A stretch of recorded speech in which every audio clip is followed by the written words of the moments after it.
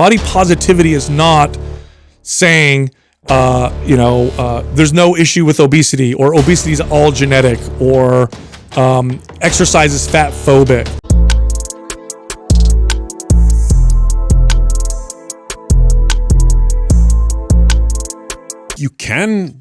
There is the possibility that you can be healthy at any size, but it's the minority.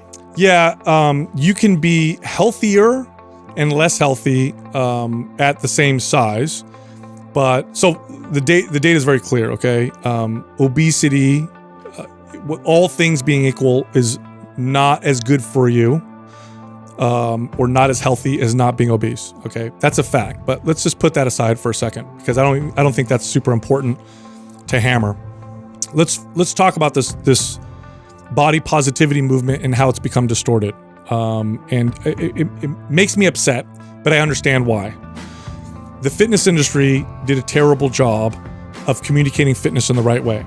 The fitness industry, or the popular fitness media industry, promoted this message of, well, if you're not lean, you're not worthy, or you're gross, or if you're a guy, you're weak, or you're not sexy. And we get these images and we see this, and this advertising is thrown at us. And, we're consumers, so we kind of promote it as well, but they're also somewhat responsible. And we see these diet pills advertised to us. Lose 30 pounds in 30 days and your whole life will change, and all this other stuff. And so it's a pendulum swing, and the pendulum swing in the other direction, but the opposite direction is just as damaging. Okay? Let's talk about self-love for a second. First off, love is an action. More than it is a feeling. Okay? Like, I have kids. Okay? I have 3 kids.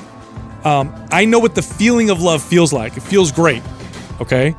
Sometimes my kids piss me off, and the feeling I feel is angry, but my actions still show love. Right? If my kids ask me every single day, hey Dad, instead of normal breakfast, lunch, and dinner, can we just eat cookies all day long? I'm going to say no, because I love them. Right? If my son wants to go to a party where there's no adult supervision, and I know, and there may be alcohol there, I might say no, and he might be upset about it. But that's me loving my son, right? Loving yourself is honest. It's honesty. It's not shame. It's not self-ridicule.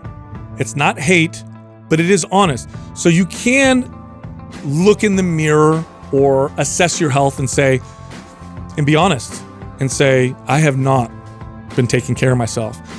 You don't say I'm not worthy of love. You don't say I'm a bad person. One of the issues with obesity is that it's a very visible marker of, I don't know, for lack of a better term, a flaw that we may have, or some kind of dysfunction that we may have. Okay. Other dysfunctions aren't so visible. Like, you can't see a gambling addict on the street and know right away. Well, if you're obese, I mean, the likelihood is high that you have an unhealthy relationship with food. I think that we often think about people with unhealthy relationships with food as being anorexic. No, both of them. Both. They're both can be, absolutely, right? So again, it's very visible. You see someone that's 100 pounds overweight, and the average person can say, oh, that person's got bad eating habits. Makes them a target. So I understand why there's this pendulum swing.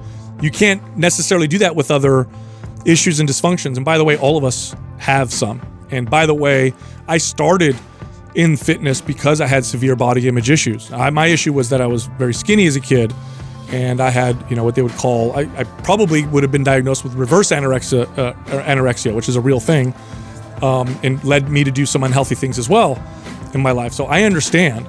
But loving yourself is saying, I haven't been taking care of myself. I deserve to be taken care of. I deserve health, good health. So I'm going to do these things that are hard.